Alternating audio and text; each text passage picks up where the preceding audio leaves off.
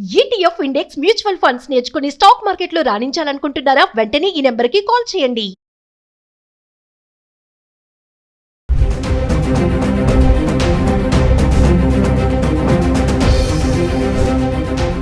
నమస్తే, welcome back to Suman TV. Present మనతో పాటు ఉన్నారు అనలిస్ట్ మందర్ కృష్ణారెడ్డి గారు. నమస్తే సార్. నమస్తే అమ్మా. సార్, మరి బంగారం ధరలు మనం పెరిగినప్పుడు మాట్లాడుకున్నాము, అదే ఎంత తక్కువ ఉందో అప్పుడు గురించి మాట్లాడుతూనే ఉన్నాం.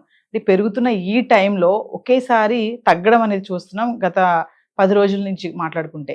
మరి అంటే ఈ తగ్గుదల అనేది ఒక రిలీఫ్ అనుకోవచ్చు అంటారా? మళ్ళీ సడన్ గా పెరిగే ఛాన్సెస్ ఏమన్నా ఉన్నాయా? అంటే ఇప్పుడున్న ట్రెండ్ ప్రకారంగా ప్రపంచవ్యాప్తంగా ఉన్న గోల్డ్ నిపుణులు చెప్తున్న విధానం ప్రకారంగా ఇక తగ్గేదే తప్ప పెరిగే అవకాశాలు ఇప్పట్లో ఉండవు అనేది చెప్తున్నారు. ఈ తగ్గుదలకి అనేక కారణాలు ఇప్పుడు చెప్పేటువంటి దాంట్లో ముఖ్యంగా అమెరికన్ విధానాల్లో కొంత మార్పు రావడం, సుంకాల విధానంలో కూడా కొంత మార్పులు చేర్పులు రావడం, చైనా బంగారాన్ని విక్రయించాలని కోరుకోవడం, వాళ్ళ దగ్గర ఉన్న బంగారం మ్యాక్సిమం ఉన్నట్టు బంగారాన్ని తగ్గించుకోవాలని కోరుకోవడం, తర్వాత దేశాల మధ్య యుద్ధాల్లో ఇప్పుడు ఒక యుక్రెయిన్ రష్యా మధ్య జరుగుతున్న యుద్ధం తప్ప వేరే యుద్ధాలు ఏమీ ప్రస్తుతానికి పెద్దగా లేవు, అంత పెద్ద చెప్పుకోదగిన యుద్ధాలు లేవు. ఎందుకంటే ఇజ్రాయెల్ గాజా మధ్య ఉన్న యుద్ధం తాత్కాలికంగా ఆగిపోయింది. తర్వాత అట్లాగే మనకు ఆఫ్ఘనిస్తాను పాకిస్తాన్ మధ్య ఉండేటువంటి యుద్ధం కూడా ఆగిపోయింది. ఇక మిగతా ప్రపంచంలో చెప్పుకోదగిన యుద్ధాలు ఏమీ లేవు. ఈ యుక్రెయిన్ యుద్ధాన్ని కూడా ఆపడానికి మ్యాక్సిమం ప్రయత్నం జరుగుతోంది. రష్యా మీద ఒత్తిడి తీసుకొస్తున్నారు. రష్యాకు ఆయిల్ సప్లైస్ రష్యా నుంచి బయటికి రావడానికి వెళ్ళలేకుండా జలపాతాల లోపలే వాళ్ళని ఆపేటట్టుగా ఒక ప్రయత్నం జరుగుతూ ఉంది. దానివల్ల వాళ్ళ ఆయిల్ బయటికి పోకపోతే వాళ్ళ దగ్గర డబ్బు లేని పరిస్థితి ఏర్పడుతుంది. మొత్తం దేశమే కుప్పగూలే పరిస్థితులు ఏర్పడతాయి. కాబట్టి వాళ్ళు కూడా మాట వింటారు అనేటువంటి ఒక ఆలోచనకు రావడం, స్టాక్ మార్కెట్లు స్థిరపడిపోవడం, డాలర్ కూడా బాగా స్ట్రాంగ్గా అయిపోవడం, రూపీ స్ట్రాంగ్ అయిపోవడం, ఇవన్నీ ఒక ఎత్తుగా కనబడుతున్నాయి. ఇలాంటి ప్రపంచ విధానాలన్నీ కూడా ఉండటం వల్ల రేట్లు తగ్గుతాయి కానీ పెరిగే అవకాశాలు లేవు అనేది చెప్తున్న మాట. కానీ 100% బంగారం విషయంలో ఇలాగే జరుగుతుందని ఎవడు చెప్పరు. ఎందుకంటే ఏ క్షణంలో అయినా మార్పు రావచ్చు. ఏ క్షణంలో అయినా యుద్ధం మొదలైతే, వేరే యుద్ధాలు మొదలైతే ఆటోమేటిక్గా రేట్లు పెరిగే అవకాశాలు ఉంటాయి. స్టాక్ ఎక్స్చేంజ్లో బాగా పడిపోవడం మొదలైతే ఆటోమేటిక్గా బంగారం పెరిగే అవకాశాలు ఉంటాయి. అలాగే దేశ నిర్ణయాల మీద కూడా కొన్ని ఆధారపడి ఉంటాయి. రూపీ తగ్గడం వల్ల కూడా, రూపీ యొక్క ఇంకా క్షీణించడం వల్ల కూడా కొంత రేట్లు తేడాలు ఉండే అవకాశాలు ఉంటాయి. ఇలా రకరకాల కారణాలు ఉంటాయి దీంట్లో. కానీ ఏదేమైనప్పటికీ ఇప్పుడున్న ట్రెండ్ ప్రకారంగా ఇప్పుడు రేటు మనకు 1,22,000 అలాగా ఈ 10 రోజుల్లో 8,000 సుమారుగా తగ్గి 1,22,000 చిల్లరకు వచ్చింది మనకు. వెండి కూడా బాగా తగ్గింది, 1,65,000 వచ్చింది. దాదాపుగా 2 లక్షలు దాటిపోయినట్టుంది. 30,000, 40,000, 50,000 దాకా కూడా మొత్తం డిఫరెన్స్ వచ్చింది దాంట్లో. ఈ ట్రెండ్ ఇలాగే కంటిన్యూ అవుతుంది కొంతకాలం. ₹1,00,000 వరకు కూడా బంగారం ఖచ్చితంగా వచ్చి తీరుతుంది.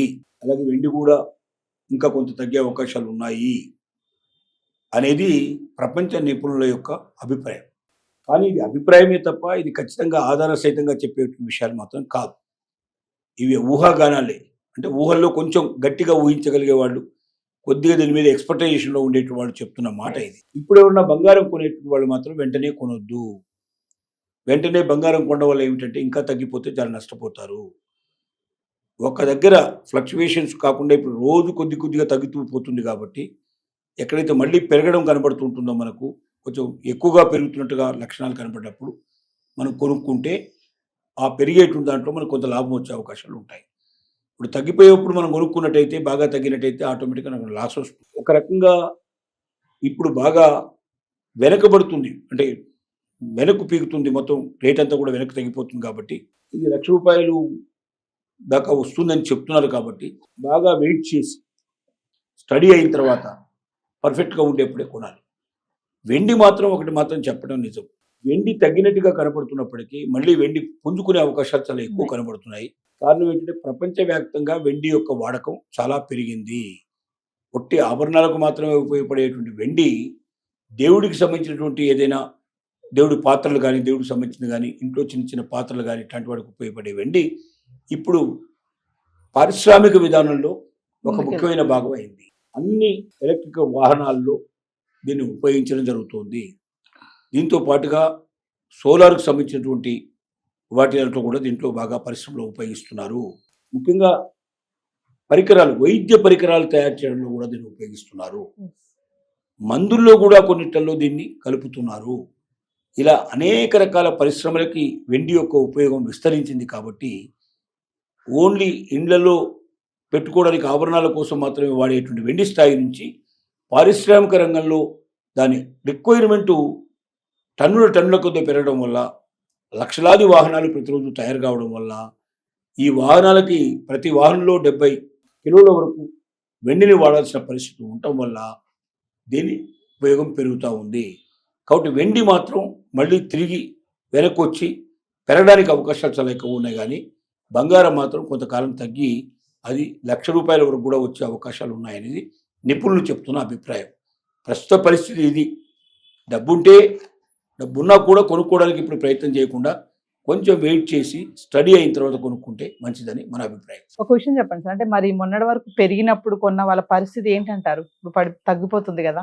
అంటే అక్కడే ఆగిపోతుందని చెప్పడానికి వీల్లేదు కదా. జీవితం అంటే ఏదో 1 సంవత్సరం 2 సంవత్సరాలు ఉండేది కాదు కదా. లాంగ్ రన్లో 10 ఏళ్ళు 25 ఏళ్ళు అయ్యేసరికల్లా అన్ని రేట్లు పెరిగిపోతాయి. బంగారం రేటు కూడా పెరిగే అవకాశాలు ఉంటాయి. మరీ పడిపోయి 0కి వస్తుందో 10,000కి వస్తుందో 25,000 వస్తుందో చెప్పడానికి వీల్లేదు. 1,00,000 దగ్గర ఆగుతుంది. కొన్నాళ్ళు తగిన తర్వాత మళ్ళీ మెల్లగా పెరగడం ప్రారంభమవుతుంది. ఈ స్పీడ్ కనపడకపోవచ్చు, కొద్దిగా పెరుగుతూ పోయే అవకాశాలు ఉంటాయి. ప్రతి వస్తువుకి మనం 10 ఏళ్ల క్రితం చూసుకుంటే, 20 ఏళ్ల క్రితం చూసుకుంటే ఏ వస్తువైనా తగ్గినట్టుగా, ఒక్క వస్తువైనా తగ్గినట్టుగా ఉందా? మనిషికే విలువ తగ్గింది కానీ వస్తువులకు విలువ తగ్గలేదు. అంటే ఇంతకుముందు మనిషిలో నిజాయితీ ఉంటే, నీతి ఉంటే, మంచితనం ఉంటే అతన్ని గౌరవించేవాళ్ళు, పెద్ద మనిషిగా రాణించేవాళ్ళు, ఆలోచించేవాళ్ళు. ఇప్పుడు అది పోయి డబ్బు ఉంటే చాలు, వాడి దగ్గర ఏం లేకపోయినా పర్లేదు, అధికారం ఉంటే చాలు అనేటువంటి పరిస్థితికి వచ్చేసింది. అంటే మనిషిలో ఉండే నిజాయితీ తగ్గిపోయింది, నీతి తగ్గిపోయింది, విలువలు తగ్గిపోయినాయి. కానీ వస్తువుల రేట్లు మాత్రం విపరీతంగా పెరిగిపోతున్నవి తప్ప తగ్గవు.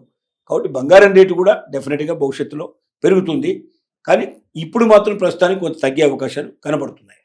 Thank you sir.